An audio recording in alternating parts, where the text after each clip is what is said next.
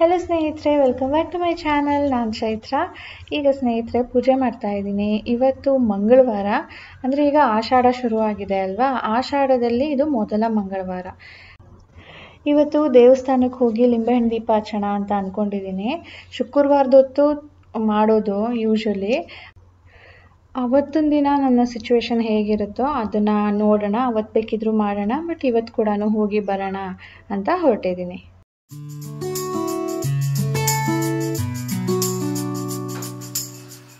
ಸ್ನೇಹಿತರೆ, welcome back to my channel. ಈಗ ಸ್ನೇಹಿತರೆ ದೇವಸ್ಥಾನಕ್ಕೆ ಹೋಗೋದಕ್ಕೆ ರೆಡಿ ಆಗಿದ್ದೀನಿ. ಕೂದಲಿನ ಒಣಗಿಲ್ಲ. ಇವತ್ತು ನಾನು ಇಂಡಿಗೋ ಪೌಡರ್ ಹಚ್ಚಿದೆ. ಮೊನ್ನೆ ಏನೋ ಮೆಹಂದಿ ಹಚ್ಚಿದೆ ಅಂತ ಹೇಳಿಬಿಟ್ಟು. ಸೊ ಅದರದ್ದು ರೆಸಿಡ್ಯೂ ಇರುತ್ತೆ, ಒಂಥರ ರಫ್ ಅನಿಸುತ್ತೆ. ಒಂದು ಸಾರಿ ಎಣ್ಣೆ ಹಚ್ಚಿ ಸ್ನಾನ ಮಾಡೋ ತನಕನೂ ಹೀಗೆ ನೆಲೆಲ್ಲ ರಫ್ ಅನಿಸುತ್ತೆ. ಅದಕ್ಕೆ ಸ್ವಲ್ಪ ಪಾರ್ಟ್ ಮಾಡ್ಕೊಳ್ಳೋದು ಕೂಡ ಕಷ್ಟನೇ. ಸೊ ಈಗ ದೇವಸ್ಥಾನಕ್ಕೆ ಹೋಗಿ ಬರೋಣ ಬನ್ನಿ. ಪೂಜೆ ಆಯಿತು. ನಾನು ಬೆಳಗ್ಗೆಯಿಂದ ಇನ್ನೂ ತಿಂಡಿನೂ ಮಾಡಿಲ್ಲ, ಹಾಲು ಇವಾಗ ಕುಡಿದೆ. ಸೊ ಇವತ್ತು ಸಖತ್ ರಶ್ ಇರುತ್ತೆ. ರಾಜೇಶ್ ಹೇಳ್ತಾ ಇದ್ರು ಇವತ್ತು ರಶ್ ಇರುತ್ತಲ್ವೇನೋ, ಹೊರಗಡೆಯಿಂದಾನೇ ಮಾಡ್ಕೊಂಡು ಬರಬೇಕೋ ಏನೋ ಅಂದ್ಬಿಟ್ಟು. ಏನೋ ಅವರು ಒಳಗಡೆ ಹೋಗೋದಕ್ಕೆ ಬಿಡದೆ ಹೊರಗಡೆನೇ ಮಾಡಿ ಇಟ್ಟಿದ್ರೆ ಅರೇಂಜ್ಮೆಂಟ್ಸು ನಾವು ಅಲ್ಲೇ ಮಾಡಿ ಬರಬೇಕು. ಸೊ ಬನ್ನಿ, ಲೇಟ್ ಮಾಡೋದು ಬೇಡ, ಎಲ್ಲ ಅರೇಂಜ್ ಆಗಿದೆ, ಹೋಗಿ ಬರೋಣ. ನಾನು ನಿಂಬೆಹಣ್ಣನ್ನು ಇಲ್ಲೇ ರೆಡಿ ಮಾಡಿ ತೊಗೊಂಡೋಗ್ತೀನಿ. ಲಾಸ್ಟ್ ಟೈಮು ನಾನು ಈ ಥರ ಹೇಳಿದಾಗ ಅಲ್ಲೇ ಹೋಗಿ ಮಾಡಬೇಕು, ಆ ಜ್ಯೂಸನ್ನು ಅಲ್ಲೇ ಬಿಸಾಕಬೇಕು ಅಂತ. ಬಟ್ ಅಲ್ಲೇ ಇಲ್ಲಿ ಬಿಸಾಕಬೇಕಾಗತ್ತೆ. ಸುಮ್ಮನೆ ಎಲ್ಲೆಲ್ಲೋ ಚೆಲ್ಲೋ ಬದಲು ನಾನು ಇಲ್ಲೇ ಹಿಂಡ್ಬಿಟ್ಟು ಗಿಡಕ್ಕೆ ಹಾಕಿಬಿಟ್ಟು ಲಿಂಬೆಹಣ್ಣು ಸಿಪ್ಪೆಗಳನ್ನ ಮಾತ್ರ ತೊಗೊಂಡೋಗ್ತೀನಿ. ಆ್ಯಂಡ್ ಈ ಆಷಾಢದಲ್ಲಿ ಎಷ್ಟು ರಶ್ ಇರುತ್ತೆ ಅಂದರೆ ನಿಂತ್ಕೊಂಡು ಆರತಿ ಮಾಡೋದಕ್ಕೂ ಜಾಗ ಇರೋದಿಲ್ಲ. ಅಂಥದ್ರಲ್ಲಿ ಅಲ್ಲಿ ಕೂತ್ಕೊಂಡು ಮಾಡೋದಕ್ಕಂತೂ ತುಂಬಾ ಕಷ್ಟ ಆಗುತ್ತೆ. ಅದಕ್ಕೆ ನಾನು ನಾನು ಮೊದಲಿಂದ ಏನು ಫಾಲೋ ಮಾಡ್ತಿದ್ದೀನೋ ಅದನ್ನೇ ಮಾಡೋಣ ಅಂತ ಹೇಳಿಬಿಟ್ಟು ಇಲ್ಲಿಂದನೇ ಎಲ್ಲನೂ ರೆಡಿ ತೊಗೊಂಡೋಗ್ತೀನಿ. ಎಣ್ಣೆನ ಒಂದು ಡಬ್ಬಿಲಿ ಹಾಕ್ಕೊಂಡು ಅದರಲ್ಲೇ ಬತ್ತಿ ಕೂಡ ಇಟ್ಕೊಂಡು ಅಕ್ಕಿ, ಹೂವು, ಲಿಂಬೆಹಣ್ಣು ದೀಪಗಳಿಗೆ ಇಲ್ಲೇ ಅರಿಶಿನ ಕುಂಕುಮ ಎಲ್ಲ ಹಚ್ಚಿ ತೊಗೊಂಡೋಗ್ತೀನಿ. ದೇವಸ್ಥಾನಕ್ಕೆ ಬಂದೆ. ಇವತ್ತು ನನಗೆ ಆಶ್ಚರ್ಯ ಏನು ಅಂದರೆ, ಆಷಾಢ ಮಂಗಳವಾರ ಆದರೂ ಕೂಡ ರಶ್ ಅಷ್ಟೊಂದು ಇರಲಿಲ್ಲ. ಯೂಶ್ವಲಿ ಮಂಗಳವಾರ ಶುಕ್ರವಾರ ಎಷ್ಟಿರುತ್ತೋ ಅಷ್ಟೇ ರಶ್ ಇತ್ತು. ನಾನು ಅಂದ್ಕೊಂಡೆ ಹೊರಗಡೆನೇ ಇಟ್ಬಿಟ್ಟಿರ್ತಾರೆ, ಯಾಕಂದರೆ ಜನ ತುಂಬ ಇರ್ತಾರೆ, ಆರತಿ ಮಾಡೋದಕ್ಕೆ ತುಂಬಾ ಕಷ್ಟ ಆಗುತ್ತೆ ಅಂದ್ಬಿಟ್ಟು ಹೊರಗಡೆನೇ ಮಾಡಿರ್ತಾರೆ ಅರೇಂಜ್ಮೆಂಟ್ಸು. ಸೊ ನನಗೆ ನೋಡ್ಬಿಟ್ಟು ಆಶ್ಚರ್ಯ ಆಯಿತು, ಒಳಗಡೆ ಬಿಟ್ಟಿದ್ದಾರಲ್ಲ ಅಂಥೇಳಿ. ಸೊ ಸ್ವಲ್ಪ ಕೂತ್ಕೊಂಡು ಎಲ್ಲನೂ ಅರೇಂಜ್ ಮಾಡ್ಕೊಳ್ತಾ ಇದ್ದೀನಿ. ತುಂಬಾ ಗಾಳಿ ಇದೆ, ಹತ್ತತಾನೆ ಇರಲಿಲ್ಲ. ಸುಮಾರು ಅರ್ಧ ಮ್ಯಾಚ್ ಬಾಕ್ಸ್ ಖಾಲಿ ಮಾಡಿದ್ವಿ. ಇಬ್ಬರು ಟ್ರೈ ಮಾಡಿದ್ವಿ, ಕೈ ಹಿಡ್ಕೊಂಡು ಅಡ್ಡ ಹತ್ತತ್ತೆ, ಆಮೇಲೆ ಮತ್ತೆ ಗಾಳಿ ಬರುತ್ತೆ, ಮತ್ತೆ ಆಫ್ ಆಗಿಬಿಡತ್ತೆ.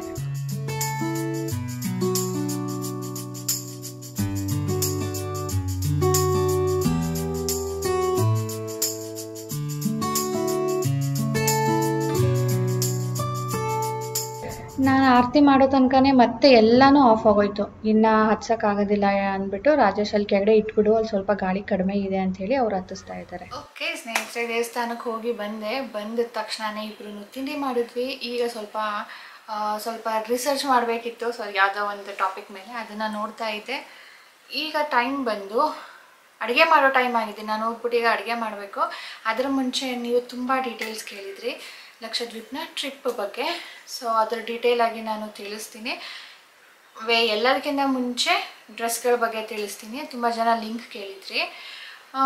ಓಕೆ, ಫಸ್ಟ್ ಡೇ ಟ್ರಿಪ್ಪಲ್ಲಿ ನಾನು ಏನು ಹಾಕಿದ್ನೋ ಅದರ ಪಿಕ್ ಹಾಕ್ತೀನಿ. ಸೊ ಆ ಡ್ರೆಸ್ ನಾನು ತೊಗೊಂಡಿದ್ದು ಮಿಂತ್ರಾಲಿ ನಾನು ತುಂಬ ಟ್ರೈ ಮಾಡಿದೆ. ಅದು ಲಿಂಕ್ ತೊಗೊಳೋದಕ್ಕೆ ಅಲ್ಲಿ ಸಿಗಲಿಲ್ಲ, ಅಲ್ಲಿ ಎಲ್ಲೂ ಶೇರ್ ಅಂತ ಬಂದೇ ಇಲ್ಲ. ಹಾಗಾಗಿ ನಾನು ಆ ಡ್ರೆಸ್ದು ಲಿಂಕ್ ಕೊಡೋದಕ್ಕಾಗೋದಿಲ್ಲ. ಮತ್ತು ಎರಡನೇ ದಿನ ಹಾಕಿದ್ದು ನಾನು ಲಕ್ಷದ್ವೀಪ್ಗೆ ಹೋಗಬೇಕಾದ್ರೆ ಒಂದು ಯೆಲ್ಲೋ ಕಲರ್ ಗೌನು. ಸೊ ಅದರ ಪಿಕ್ ಕೂಡ ನಾನು ಇಲ್ಲಿ ತೋರಿಸ್ತಾ ಇದ್ದೀನಿ. ಅದನ್ನು ಕೂಡ ನಾನು ಅದೇ ವ್ಲಾಗಲ್ಲಿ ಹೇಳಿದ್ದೆ, ಅದು ನಾನು ಶಾಪಲ್ಲಿ ತೊಗೊಂಡಿದ್ದು ಅಂತ ಹೇಳಿಬಿಟ್ಟು. ಮತ್ತು ಥರ್ಡ್ ಡೇ ನಾನು ಏನು ಹಾಕಿದ್ನೋ ಅದು ಈ ಸಾರಿ ತೊಗೊಂಡಿದ್ದಲ್ಲ, ಅದು ನನ್ನ ಹಳೆಯದು ಯಾವಾಗಲೂ ತೊಗೊಂಡಿದ್ದು ಡ್ರೆಸ್ಸು. ಅದರದ್ದು ಲಿಂಕ್ ಸಿಗತ್ತೆ, ಅಮೆಝಾನಲ್ಲಿ ಇದೆ, ನೀವು ಅದನ್ನು ಚೆಕ್ ಮಾಡಿ. ಲಿಂಕು ಡಿಸ್ಕ್ರಿಪ್ಷನ್ ಹಾಕಿರ್ತೀನಿ. ಅದರ ಜೊತೆ ನನ್ನ ವೆಡ್ಜಸ್ ಕೂಡ ನಾನು ಅಮೆಝಾನಲ್ಲೇ ತರಿಸಿದ್ದು. JM ಲುಕ್ಸ್ ಅಂತ ಹೇಳಿಬಿಟ್ಟು ಚೆನ್ನಾಗಿದೆ, ಕಂಫರ್ಟೇಬಲ್ ಆಗಿತ್ತು.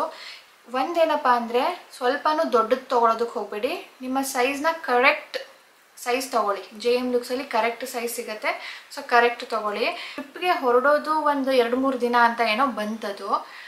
ಅದು ನನಗೆ ಸ್ವಲ್ಪ ದೊಡ್ಡದಾಗತ್ತೆ. ನಾನು ದೊಡ್ಡದಿರಲಿ ಬಿಡು ಏನಾಗೋದಿಲ್ಲ, ಚಿಕ್ಕದಾಗಿದ್ರೆ ಕಷ್ಟ ಆಗಿರೋದು, ಈಗ ವಾಪಸ್ ಮಾಡಿದ್ರೆ ನೆಕ್ಸ್ಟ್ ನನಗೆ ಅಂದರೆ ಎಕ್ಸ್ಚೇಂಜ್ ಮಾಡಿ ಮತ್ತೆ ತರಿಸೋ ತನಕ ನಾನು ಟ್ರಿಪ್ ಹೊರಟುಬಿಟ್ಟಿರ್ತೀನಿ. ಅದು ಆಮೇಲೆ ಬರುತ್ತಲ್ಲ, ಬೇಡ ಬಿಡು ಹಂಗೆ ಇಟ್ಕೊಳ್ಳೋಣ ಅಂದ್ಕೊಂಡು ಇಟ್ಕೊಂಡ್ಬಿಟ್ಟೆ. ಆಮೇಲೆ ಅದು ನನಗೆ ಸ್ವಲ್ಪ ಪ್ರಾಬ್ಲಮ್ ಕೊಡೋದಕ್ಕೆ ಶುರುವಾಯಿತು. ಅಂದರೆ ಆ ಬೆಲ್ಟ್ ಏನು ಬರುತ್ತೋ, ನನ್ನ ಮೂಳೆ ಇದೆ ಅಲ್ಲಿ ಒಂದು, ಮೂಳೆ ಮೇಲೆ ಬರುತ್ತೆ. ಅದು ಕರೆಕ್ಟ್ ಸೈಜ್ ಆಗಿದ್ದರೆ ಆ ಮೂಳೆಗಿಂತ ಸ್ವಲ್ಪ ಮುಂದೆ ಇರೋದು. ಸೊ ಆ ಬೋನ್ ಮೇಲೆ ಅದು ಸ್ವಲ್ಪ ಪ್ರೆಸ್ ಆದಂಗಾಗಿ ನಡಿಬೇಕಾದ್ರೆ ಸ್ವಲ್ಪ ನೋವಾಗುತ್ತೆ. ಹಾಗಾಗಿ ಹೇಳ್ತಾ ಇದ್ದೀನಿ, ನಿಮಗೆ ಕರೆಕ್ಟ್ ಸೈಜ್ ತೊಗೊಳ್ಳಿ. ಸೊ ಅದು ನಾನು ಅಮೆಝಾನಲ್ಲಿ ತೊಗೊಂಡಿದ್ದು, ಲಿಂಕ್ ಡಿಸ್ಕ್ರಿಪ್ಷನಲ್ಲಿ ಹಾಕಿರ್ತೀನಿ. ಮತ್ತು ನಾನು 4th ಡೇ ಅಂದರೆ ನಾವು ಬಾಂಬೆಗೆ ಹೋಗಿದ್ವಲ್ವ, ಅವತ್ತಿನ ದಿನ ಹಾಕಿದಂಥ ಪರ್ಪಲ್ ಡ್ರೆಸ್, ಅದು ಲಿಂಕ್ ನಾನು ಸಿಗುತ್ತಾ ನೋಡ್ತೀನಿ. ಈ ಟ್ರಿಪ್ಪಲ್ಲಿ ಈ ಸರಿ ಎಲ್ಲನೂ ಬರೀ ಫ್ರಾಕೆ ಹಾಕಿದ್ದೆ, no jeans no kurtis. So ನೀವು ಅಬ್ಸರ್ವ್ ಮಾಡಿದ್ರಾ? ಕಮೆಂಟ್ ಮಾಡಿ ಹೇಳಿ. ಓಕೆ, ಇಷ್ಟು ನನ್ನ ಡ್ರೆಸ್ ಬಗ್ಗೆ ಆಯಿತು. ಸಾನು ಡ್ರೆಸ್ ಅಂತೂ ಯಾವುದೂ ಆನ್ಲೈನಲ್ಲಿ ತೊಗೊಂಡಿಲ್ಲ ನಾನು ಈ ಸರಿ, ಎಲ್ಲನೂ ಟ್ರೆಂಡ್ಸಲ್ಲೇ ತೊಗೊಂಡಿದ್ದು. ತೊಗೊಂಡಾಗ ನಾನು ಅದರ ಹಾಲ್ ವಿಡಿಯೋ ಕೂಡ ನಿಮ್ಮ ಜೊತೆ ಶೇರ್ ಮಾಡಿದ್ದೀನಿ. ಇನ್ನು ಲಕ್ಷದ್ವೀಪ್ ಟ್ರಿಪ್ಪು ನಮಗೆ ಎಷ್ಟು ಬಿತ್ತು ಅಂತ ನಾನು ನಿಮಗೆ ಈಗ ಅಡುಗೆ ಮಾಡಬೇಕು, ಸಾನು ಕರ್ಕೊಂಡು ಬರೋದಕ್ಕೆ ಹೋಗಬೇಕು, ಬಂದ ಮೇಲೆ ಡೀಟೇಲಾಗಿ ತಿಳಿಸ್ತೀನಿ ಸ್ನೇಹಿತರೆ. ಓಕೆ ಸ್ನೇಹಿತರೆ, ಈಗ ಸಂಜೆ ಆಗಿದೆ, ಸಾನು ಸ್ನ್ಯಾಕ್ ಟೈಮು, ಅವಳು ಓದ್ತಾ ಇದ್ದಾಳೆ. ಮತ್ತು ಈಗ ಬೆಳಿಗ್ಗೆದೊಂದು ಮರ್ತುಬಿಟ್ಟಿದೆ. ನಾನು ಮುಂಬೈಯಲ್ಲಿ ಶಾಪಿಂಗ್ ಹೋದಾಗ ಒಂದು ಕಫ್ತಾನ್ ಟಾಪ್ ಹಾಕಿದ್ದೆ, ಅದರ ಲಿಂಕ್ ಕೇಳಿದ್ರಿ. ಅದು ಎಕ್ಸಾಕ್ಟ್ ಇಲ್ಲ, ಬಟ್ ಪ್ರಿಂಟ್ ಬೇರೆ ಇರುತ್ತೆ, ಬಟ್ ಕ್ವಾಲಿಟಿ ಎಲ್ಲ ಅದೇ ಇರುತ್ತೆ. ಅದರ ಲಿಂಕ್ ಹಾಕಿರ್ತೀನಿ, ಚೆಕ್ ಮಾಡಿ. ಅದ್ರ ಜೊತೆ ಏನು ವೈಟ್ ಪ್ಯಾಂಟ್ ಹಾಕಿದ್ನೋ ಅದು ಸಿಕ್ಕಿದ್ರೆ ಹಾಕ್ತೀನಿ, ಇಲ್ಲಾಂದ್ರೆ ಇಲ್ಲ. ಈಗ ನಾನು ನಿಮಗೆ ತಿಳಿಸ್ತೀನಿ ಕ್ರೂಸ್ದು ಖರ್ಚು ಎಷ್ಟಾಯಿತು ಅಂತ ಹೇಳಿಬಿಟ್ಟು. ತುಂಬ ಕ್ವೆಶನ್ಸ್ ಇತ್ತು, ಒಂದೊಂದೇ ಆನ್ಸರ್ ಮಾಡ್ಕೊಳ್ತಾ ಹೋಗ್ತೀನಿ. ಯಾಕೆ ನೀವು ಲಕ್ಷದ್ವೀಪಲ್ಲಿ ತುಂಬ ದಿನ ಸ್ಪೆಂಡ್ ಮಾಡಿಲ್ಲ ಅಂತ ಹೇಳಿಬಿಟ್ಟು. ನಮಗೆ ಲಕ್ಷದ್ವೀಪ್ ಐಲ್ಯಾಂಡ್ಸ್ ಎಲ್ಲನೂ ಒಂದೇ ಥರ ಇರುತ್ತೆ. ನೀರು ಅಲ್ಲಿದು ಬೀಚಸ್ಸು ಎಲ್ಲ ಒಂದೇ ಥರ ಇರುತ್ತೆ. ನಮ್ಗೆ ಒಂದು ಬೀಚ್ ಸಾಕು ಅಂತ ಅನ್ನಿಸ್ತು. ನಮ್ಮ ಪ್ರಯಾರಿಟಿ ಬಂದು ಕ್ರೂಸ್ ಇದ್ದಿದ್ದು. ಸೊ ಕ್ರೂಸಲ್ಲಿ ನಾವು ಜಾಸ್ತಿ ಟೈಮ್ ಸ್ಪೆಂಡ್ ಮಾಡಬೇಕು. ಇನ್ನೊಬ್ಬರು ಕೇಳಿದರು ಹೇಗೆ ನಾವು ಲಕ್ಷದ್ವೀಪ್ಗೆ ಬೇರೆ ವೇಸ್ ಏನಿದೆ ಅಲ್ಲಿ ಹೋಗೋದಕ್ಕೆ ಅಂದ್ಬಿಟ್ಟು. ಲ್ಯಾಂಡ್ ವೇ ಅಂತೂ ಇಲ್ಲ, ಒಂದು ಏರ್ವೇ ಅಥವಾ ವಾಟರ್ ವೇ. ಏರ್ವೇಯಲ್ಲಿ ನಿಮಗೆ ಡೈಲಿ ಫ್ಲೈಟ್ಸ್ ಇರುತ್ತೆ, ಅದು ಅಗಾತಿ ಐಲ್ಯಾಂಡ್ಗೆ ಇರುತ್ತೆ. ಅಲ್ಲಿ ನೀವು ಸಣ್ಣ ಪುಟ್ಟ ಸ್ಟೇಯಲ್ಲಿ ಇರ್ಬೋದು, ಅಥವಾ ಕವರಟ್ಟಿ ಅಂತ ಒಂದು ಐಲ್ಯಾಂಡ್ ಇದೆ, ಅಲ್ಲಿ ನಿಮಗೆ ಬೀಚ್ ರೆಸಾರ್ಟ್ ಸಿಗುತ್ತೆ. ಸೊ ಅಲ್ಲಿ ಹೋಗಿ ಇರ್ಬೋದು. ಅಲ್ಲಿ ನಿಮಗೆ ಒಂದು ಕಡೆಯಿಂದ ಇನ್ನೊಂದು ಕಡೆ ಹೋಗೋದಕ್ಕೆ ಶಿಪ್ಪಲ್ಲಿ ಹೋಗಬೇಕು. ಸುಮಾರು ಐಲ್ಯಾಂಡ್ಗಳಿದೆ, ಅಲ್ಲಿ ನೀವು ಶಿಪ್ಪಲ್ಲೇ ಸುತ್ತಾಡ್ಬೋದು. ಒಂದು 2-3 ಡೇಸ್ ಆರಾಮಾಗಿ ಸುತ್ತಾಡಿಕೊಂಡು ಸ್ಪೆಂಡ್ ಮಾಡ್ಬೋದು. ಮತ್ತು ಏರ್ವೇಸ್ ಈ ಥರ ಆಯಿತು. ವಾಟರ್ ವೇಸಲ್ಲಿ ನಿಮಗೆ 2 ಆಪ್ಷನ್ಸ್ ಇದೆ. ಒಂದು ಕ್ರೂಸು, ಇದಕ್ಕೆ ಜಾಸ್ತಿ ಖರ್ಚಾಗುತ್ತೆ. ನೆಕ್ಸ್ಟು ಒಂದು ನಾರ್ಮಲ್ ಶಿಪ್ ಕೂಡ ಇದೆ. ಅದು ಹೇಗೆ ಅಂದರೆ ಅದರಲ್ಲಿ ಸೀಟಿಂಗ್ ಅರೇಂಜ್ಮೆಂಟ್ಸು ಇರುತ್ತೆ, ಸ್ಲೀಪರ್ ಕೋಚ್ ಕೂಡ ಇರುತ್ತೆ. ಅದರಲ್ಲೂ ಕೂಡ ಫಸ್ಟ್ ಕ್ಲಾಸು, ಸೆಕೆಂಡ್ ಕ್ಲಾಸು ಆ ಥರನೂ ಇರುತ್ತೆ. ಸೊ ಅದು ಕೂಡ ಕೊಚ್ಚಿಯಿಂದಾನೇ ಹೊರಡುತ್ತೆ. ಟ್ರೈನ್ ಥರನೇ ಅದರಲ್ಲೂ ಕೋಚಸ್ಗಳಿರುತ್ತೆ, ನೀವು ಅದರಲ್ಲಿ ಹೋಗ್ಬೋದು. ಅದ್ರಲ್ಲಿ ಕಡಿಮೆ ಬೀಳುತ್ತೆ. ಇಷ್ಟು ವೇಯಲ್ಲಿ ನೀವು ಹೋಗ್ಬೋದು. ಮತ್ತು ಈಗ ರೀಸೆಂಟಾಗಿ ಕರ್ನಾಟಕದ ಮಂಗಳೂರಿನಿಂದ ಒಂದು ಶಿಪ್ ಹೋಗುತ್ತಂತೆ. ಸ್ಪೀಡ್ ಬೋಟಾ ಶಿಪ್ಪಾ ಎಕ್ಸಾಕ್ಟ್ಲಿ ಗೊತ್ತಿಲ್ಲ, ಬಟ್ ಇವಾಗ ಶುರುವಾಗಿದೆ. So it's a very good option. ನಾವು ಇದನ್ನು ಈ ರೀಸೆಂಟಾಗಿ ಶುರುವಾಗಿದ್ದು, ನಾವು ನಮ್ಮ ಕ್ರೂಸನ್ನು ಬುಕ್ ಮಾಡಿದ್ದು ಜನವರಿಯಲ್ಲಿ. ಸೊ ಇದು ಏಪ್ರಿಲ್ ಮೇಯಲ್ಲೇನೋ ಶುರುವಾಗಿದೆ. ಸೊ ಅದ್ರ ಬಗ್ಗೆ ಜಾಸ್ತಿ ತಿಳ್ಕೊಳ್ಳೋದಕ್ಕೆ ಗೂಗಲ್ ಸರ್ಚೇ ಮಾಡಬೇಕು. ಸೊ ಈಗ ಬರೋಣ ಲಕ್ಷದ್ವೀಪ್ಗೆ ಎಷ್ಟು ಖರ್ಚಾಯಿತು ನಾವು ಹೋಗೋದಕ್ಕೆ ಅಂದ್ಬಿಟ್ಟು. ನಮ್ಮ ಪ್ರಯಾರಿಟಿ ಇದ್ದಿದ್ದು ಕ್ರೂಸ್ ಅಂತ ಹೇಳಿದೆ ನಾನು. ನಂಗೆ ಬಹಳ ಇಷ್ಟ ಆಯಿತು ಕ್ರೂಸನ್ನು ಎಕ್ಸ್ಪ್ಲೋರ್ ಮಾಡಬೇಕು ಅಂತ. ಅಟ್ ಪ್ರೆಸೆಂಟ್ ಇಂಡಿಯಾದಲ್ಲಿ ಇರೋದು ಇದೊಂದೇ cruise, Cordelia cruise. It's a very good and luxurious ship ಇದು. ಇದು ಓಡಾಡೋದು ಮುಂಬೈ, ಗೋವಾ, ಕೊಚ್ಚಿನ್, ಲಕ್ಷದ್ವೀಪ್, ಹಾಗೆ ಈಗ ಚೆನ್ನೈಯಿಂದ ಕೂಡ ಹೋಗ್ತಾ ಇದೆ, ಚೆನ್ನೈಯಿಂದ ಶ್ರೀಲಂಕಾ. ಸೊ ಇಷ್ಟು ಜಾಗದಿಂದ ಲಕ್ಷದ್ವೀಪ್ಗೆ ಹೋಗುತ್ತೆ. ಚೆನ್ನೈಯಿಂದ ಲಕ್ಷದ್ವೀಪ್ ಹೋಗಲ್ಲ, ಚೆನ್ನೈಯಿಂದ ಶ್ರೀಲಂಕಾಗೆ ಮಾತ್ರನೇ ಹೋಗೋದು. ಮತ್ತು ನಾನು ನಿಮಗೆ ಯಾವಾಗಲೂ ಹೇಳ್ತಾ ಇದ್ದೆ ಮೇಯಲ್ಲೇ ಹೋಗಬೇಕಿತ್ತು, ಪೋಸ್ಟ್ಪೋನ್ ಆಯಿತು ಅಂತ ಹೇಳಿಬಿಟ್ಟು. ಯಾಕೆ ಅಂತ ತಿಳಿಸ್ತೀನಿ ನಿಮಗೆ.